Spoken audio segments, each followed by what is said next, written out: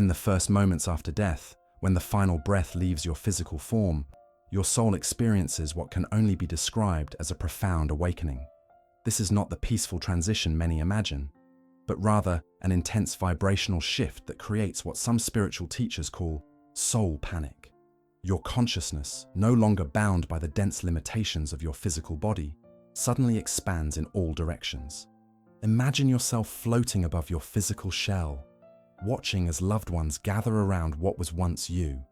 There's a moment of complete disorientation as you realize you are both there and not there simultaneously. Your soul, your true essence, begins to experience reality without the filtering mechanism of your physical brain and senses. This creates an overwhelming influx of sensation that many souls find deeply unsettling. This separation is not merely physical, but represents a fundamental shift in your very nature of being. The soul, accustomed to experiencing reality through the limited perspective of human senses, suddenly perceives multiple dimensions simultaneously. Colors you've never seen before become visible. Sounds beyond human frequency range become audible.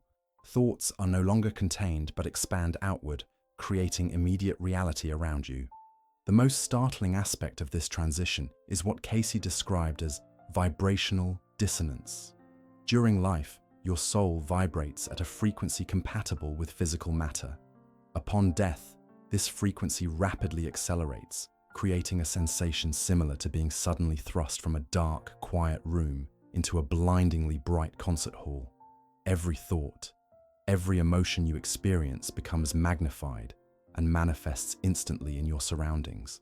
In these first minutes, many souls attempt to communicate with those they've left behind, not yet understanding that the methods of communication have fundamentally changed. You may shout, reach out, or try to touch your loved ones, only to discover that your voice creates waves of energy rather than sound, and your touch passes through physical matter. This inability to connect in familiar ways often triggers the first wave of soul panic. Time itself begins to function differently. What feels like minutes to your soul may be seconds in the physical world, or conversely, what seems like a brief moment may span hours in the dimension you've left behind. This temporal disorientation compounds the sense of alienation and confusion as your soul struggles to establish new reference points in a reality where time is fluid rather than linear. The most profound aspect of this transition is the sudden absence of physical boundaries. Throughout your life, your identity was partially defined by the boundaries of your physical form, where you ended and the world began. In death, these boundaries dissolve, and your consciousness begins to merge with the greater spiritual environment. This dissolution of self can be either terrifying or liberating, depending entirely on your spiritual preparation during life. For those unprepared for this transition, the first minutes after death often involve a desperate attempt to reorient, to find something familiar to cling to. This desperation creates a particular energy pattern that sensitive individuals still in physical form may perceive as a presence or visitation. What they're actually sensing is your soul's struggle to maintain its former identity as it begins the profound journey into non-physical existence. As your soul adjusts to this new vibrational state, you enter what spiritual traditions have called the realm of thought forms.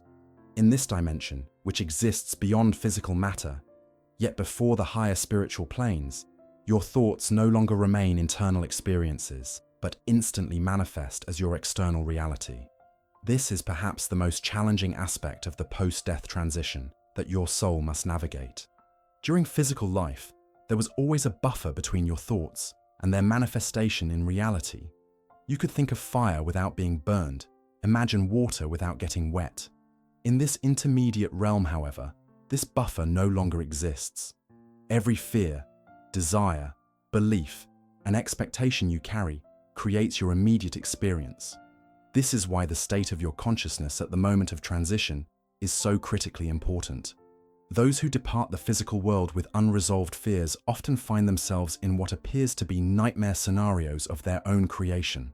A soul that fears judgment may perceive itself standing before intimidating entities ready to condemn. A soul that believes in nothingness may experience a void. Conversely, Those who transition with expectations of light and love tend to experience welcoming presences and peaceful landscapes. This phenomenon explains the vast diversity of near-death experiences reported by those who have temporarily crossed the threshold and returned. What many do not understand about this realm is that it operates as a perfect mirror of your inner state. The spiritual environment you encounter is not predetermined or fixed. It is dynamically generated by your own consciousness. This represents both the challenge and the opportunity of this transition phase.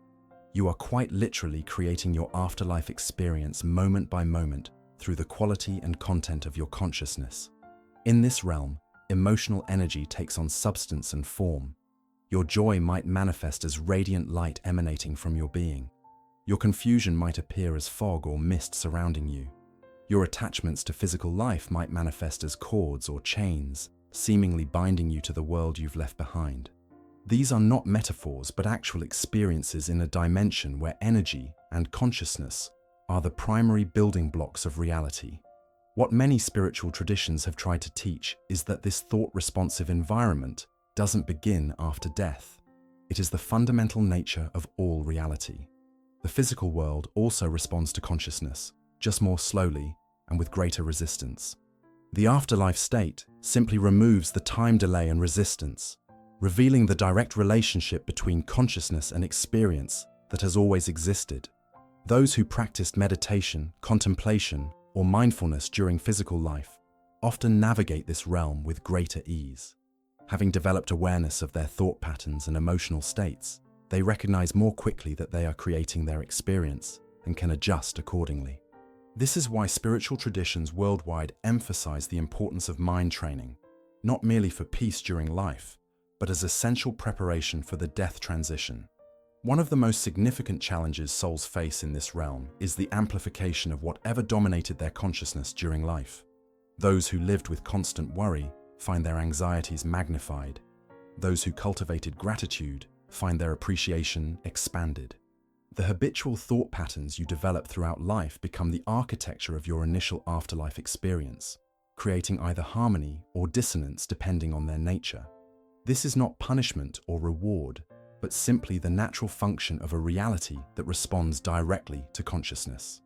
In the physical world, your thoughts were private. In this intermediate realm, your thoughts are the landscape you inhabit.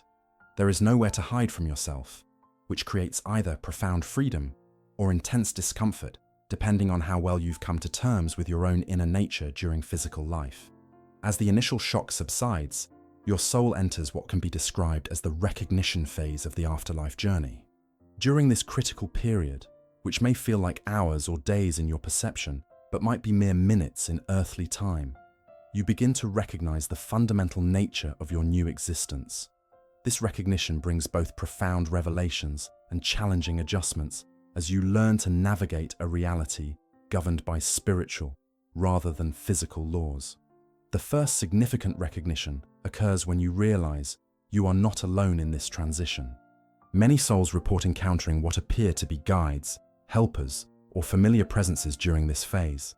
These beings, which some traditions call welcomers or transition assistants, appear in forms that your consciousness can accept and understand. For some, they may appear as religious figures aligned with their beliefs. For others, they manifest as beloved family members who preceded them in death. And for those with no specific spiritual framework, they might appear simply as beings of light or presences conveying feelings of peace and reassurance. What's fascinating about these encounters is that they appear differently to each soul based on that soul's expectations and beliefs. This doesn't mean they aren't real. Rather, it suggests that in a reality where consciousness shapes experience, these guides adjust their appearance to whatever form will provide the most comfort and least resistance during this vulnerable transition period. Their essence remains consistent regardless of how they appear to you. Another profound recognition during this phase is the awareness that your life review has already begun. Unlike the dramatic, chronological replay portrayed in popular media, this review happens organically as your expanded consciousness naturally accesses the complete record of your experiences. You begin to perceive your life not just from your perspective, but from the perspective of every being you encountered. You feel the impacts of your actions, words, and even thoughts on others with perfect clarity and without the defensive filters that protected your ego during life. This multi-dimensional perspective can be both healing and challenging. Many souls report feeling overwhelming remorse when experiencing how their actions hurt others, along with profound gratitude when perceiving how their kindnesses created ripples of positive effect they never recognized during life. Importantly, this experience isn't imposed by external judgment, but arises naturally as your consciousness expands to encompass more complete understanding. During this phase, many souls also recognize that what they perceived as separate identities during physical life, their various roles, relationships, and personas, were actually facets of a more unified spiritual identity. The businessman, the father, the friend, the stranger, all these were expressions of one consciousness experiencing itself from different angles. This recognition often brings a profound sense of integration as artificial divisions within the self begin to dissolve.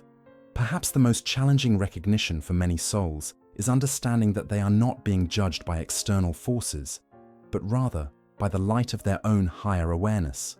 The standard against which your life is measured is not an arbitrary moral code, but rather your own soul's knowing of its purpose and potential.